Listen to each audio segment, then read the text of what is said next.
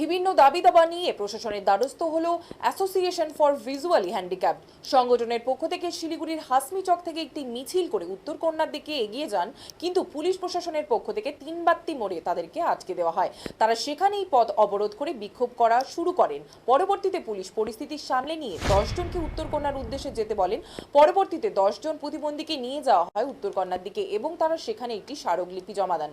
সংগঠনের অভিযোগ, দীর্ঘদিন ধরে দৃষ্টিহীন এবং বিশেষভাবে সক্ষম ব্যক্তিদের বিভিন্ন সরকারি সুযোগ সুবিধা এবং প্রাপ্য অধিকার বাস্তবায়নের একাধিক সমস্যার সম্মুখীন হতে হচ্ছে এবং রাজ্য সরকারের বাজেট প্রতিবন্ধীদের নিয়ে কোনো রকম কোনো ভাতা বৃদ্ধি বা তার বিষয়ে আলোচনা নেই বলে অভিযোগ তাদের।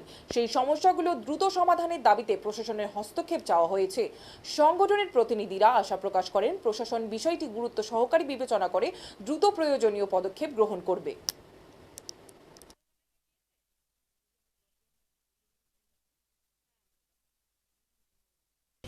আচ্ছা, আজ কি রয়েছে আপনাদের?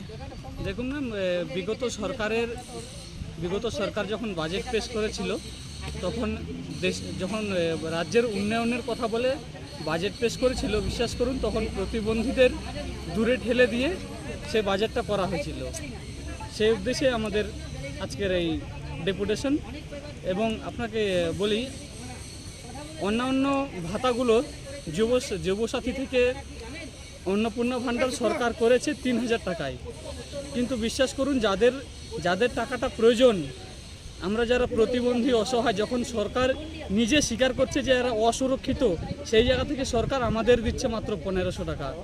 এবং যদি বলি চাকরি ক্ষেত্রেও সরকার আমাদের বঞ্চিত করেছে।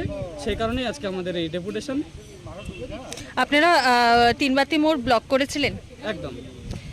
কোথায় যাচ্ছেন আপনারা ডেপুটেশন? আমরা আমাদের 10 জনের প্রতিনিধি টিম, আমরা উত্তরকন্যায় যাচ্ছি।